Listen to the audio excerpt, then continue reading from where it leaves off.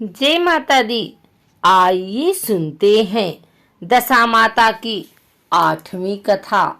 पुराने समय की बात है कि एक घर में एक जेठानी देवरानी थी। वे दोनों निसंतान थी। वे मेहनत करके पेट पालती थी। दोनों व्रत पूजन कुछ भी नहीं करती थी। एक दिन दोनों प्रातःकाल गांव में आग लेने गए। उस दिन गांव में दशा माता का पूजन था, इसलिए उन्हें किसी के यहाँ से भी आग नहीं मिली। आग न मिलने पर जेठानी देवरानी से बोली, आज हम दोनों का भी व्रत रहेगा। शाम को आग मिलने पर ही रसोई बनाकर भोजन करेंगी। शाम हो जाने पर जेठानी अपनी पड़ोसन के यहाँ से आग लेने गई। पड़ोसन ने उसे आदरपूर्वक बैठाया। जेठानी ने पड़ोसन से पूछा, दशा माता का पूजन करने से क्या होता है? पड़ोसन ने बताया कि जिस बात की इच्छा करके डोरा लिया जाता है वह इच्छा पूर्ण हो जाती है। जेठानी यह सुनकर पड़ोसन से बोली, अगली बार जब डोरा लेना हो तो मुझे भी बताना, मैं भी डोरा लूंगी। जेठानी जैसे ही आग लेकर घर से बाहर आई तो उसे गायें चरकर आती दिखाई दी। ग्वाला पीछे आ रहा था। उसके कंधे पर एक बछड़ा था और एक गाय बछड़े को चाटते हुए चल रही थी। पड़ोसन ने ग्वाले से पूछा, तुम्हारी गाय के पहली बार प्रसव हुआ है क्या? ग्वाले ने बताया कि हाँ। पड़ोसन ने फिर पूछा, गाय ने बछड़ा दिया है या बछिया? ग्वाला बोला, बछड़ा है। यह जानकर जेठानी से पड़ोसन ने कहा कि घर जाकर दशा माता का डोरा ले लो। 9 दिन तक व्रत रखकर कथा सुनना तथा 10वें दिन सिर सहित स्नान करके पूजन करना। दशा माता चाहेंगी तो 10 दिन के भीतर ही तुम्हारी मनोकामना पूर्ण हो जाएगी। जेठानी ने घर जाकर सारी बातें देवरानी को बताई। दोनों ने दशा माता से मनौती मांगी कि यदि हम दोनों की संतान होगी तो हम सुहागिनों को न्योता देंगे। दोनों ने दशा माता का डोरा लिया। दशा माता की कृपा से डोरे की पूजा से पहले ही दोनों देवरानी जेठानी गर्भवती हो गई। 9 महीने 9 दिन के बाद दोनों ने 2 लड़कों को जन्म दिया। बालकों के नामकरण संस्कार के बाद देवरानी ने जेठानी से कहा, हमने जो सुहागिनों को न्योतने की मनौती मांगी थी उसे अब पूरा करना चाहिए। जेठानी ने कहा कि अभी ऐसी क्या जल्दी है, जब लड़कों का अन्नप्राशन संस्कार होगा तब सुहागिनों को न्योता देंगे। जब लड़कों का अन्नप्राशन संस्कार हुआ तब देवरानी ने जेठानी से सुहागिनों को न्योतने की बात कही, परंतु जेठानी ने बात को टाल दिया और कहा कि लड़कों के मुंडन संस्कार पर सुहागिनों को न्योता देंगे। होते होते कुछ समय बाद लड़कों का मुंडन संस्कार भी हो गया। देवरानी ने जेठानी को सुहागिनों को न्योतने की बात कही। जेठानी बोली, लड़कों की सगाई के समय ही सुहागिनें न्योती जाएंगी। लड़के बड़े हो गए, उनकी सगाई भी हो गई, परंतु जेठानी ने अब की बार भी सुहागिन नहीं न्योती। जेठानी बोली, जिस दिन लड़कों के फेरे होंगे उसी दिन सुहागिनों को न्योता देंगे। इस पर देवरानी बोली, बहन तुम्हारी जब इच्छा हो तब सुहागिनों को न्योता देना, परंतु मैं तो लग्न के दिन ही सुहागिनों को न्योत दूंगी। देवरानी ने लग्न के दिन ही सुहागिनों को न्योता दिया, परंतु जेठानी ने कुछ भी परवाह न की। लग्न के बाद मातृ का पूजन करके दोनों दूल्हे बारात सजाकर बैंड बाजे सहित ब्याहने चल दिए। देवरानी के बेटे का विवाह बड़ी धूमधाम से सकुशल पूर्ण हो गया, परंतु जेठानी ने सुहागिनों को न्योता नहीं दिया था, इसलिए दशा माता ठीक फेरों के समय उसे उठाकर ले गई। दूल्हे के सहसा गायब हो जाने के कारण वर कन्या दोनों में ही हाहाकार मच गया। उसकी बारात खाली हाथ घर लौटकर आई, परंतु लड़की की माता बड़े संकट में पड़ गई। इस अनब्याही लड़की से कौन विवाह करेगा? पड़ोस के चतुर सुहागिनों ने लड़की की माता को समझाया कि ब्याह का जो सामान बचा है उस सामान को लड़की के हवाले कर दिया जाए। लड़की भिखारियों को सदा व्रत देने लगी। एक दिन एक साधु तीर्थ यात्रा करता हुआ वहां आया। गांव से घने जंगल में एक पीपल का पेड़ था। लोग इस पीपल के पेड़ को पारस पीपल कहते थे। उसी पेड़ पर दशा माता का निवास था। साधु चलता चलता शाम को उसी पेड़ के नीचे ठहर गया। झाड़ूदार ने आकर उसी पेड़ के पास के मैदान में झाड़ू लगाई।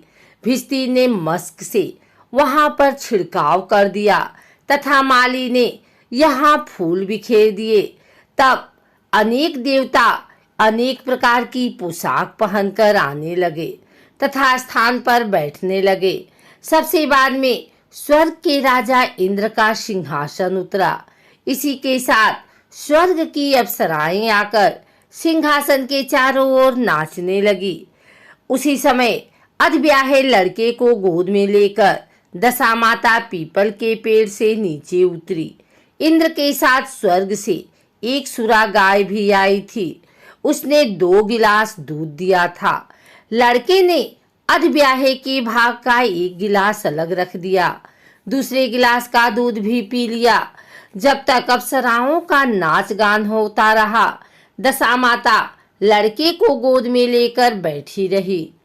प्रातःकाल होते ही देवताओं का दरबार भंग हुआ। साधु भी वहां से चलकर गांव में आया। साधु महाराज गांव में भिक्षा मांगते मांगते अधब्याहे लड़की के घर पहुंचा। लड़की ने आदरपूर्वक साधु को बैठाया और भोजन तैयार किया। लड़की ने 3 पत्तल परोस कर रखे।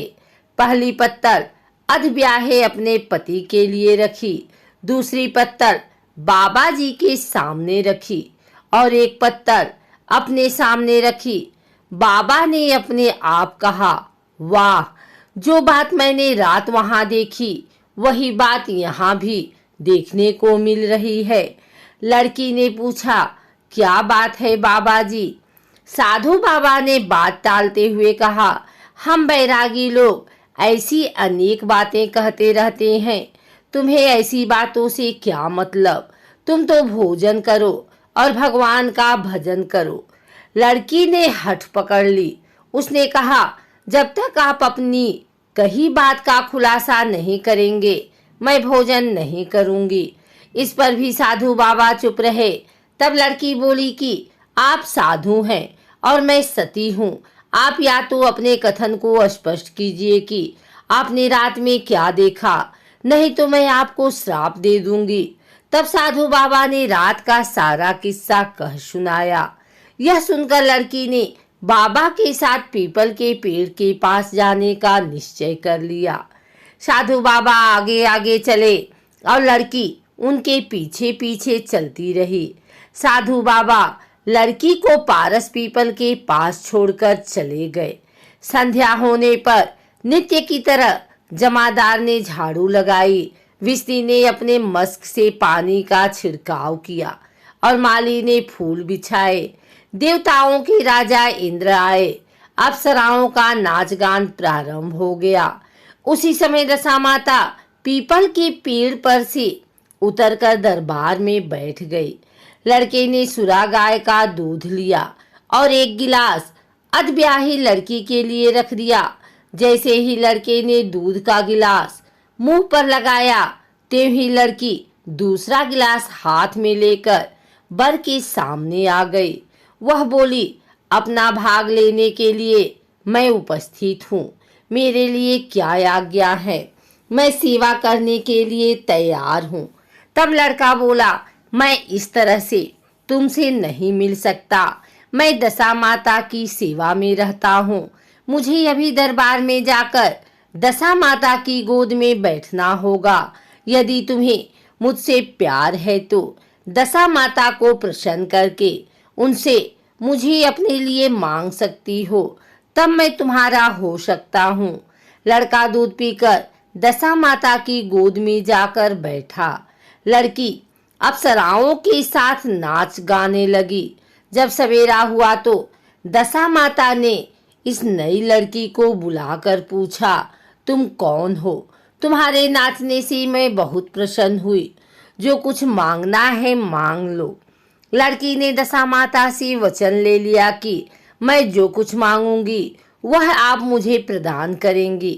तथास्तु कहने के बाद लड़की ने दशा माता से कहा, अपने पति को पकड़कर कहा कि मुझे यही चाहिए। दशा माता ने कहा, तूने मांगा तो बहुत, परंतु मैं वचन दे चुकी हूँ, इसी कारण मैं तेरे पति को तुझे वापस देती हूँ। राजा इंद्र ने पूछा कि भगवती, यह सब क्या राज है? मैं इस राज को जानना चाहता हूँ। तब दशा माता ने बताया कि यह लड़का मेरे वरदान से ही प्राप्त हुआ था और इसकी माता ने मनौती मांगी थी कि लड़का पैदा होने पर मैं सुहागिनों को न्योता दूंगी, परंतु उसने अभी तक अपना वचन पूरा नहीं किया। इस कारण मैं इस लड़के को विवाह मंडप से उठा लाई थी। यह लड़की इसकी अधिब्याही पत्नी है और पतिव्रता है।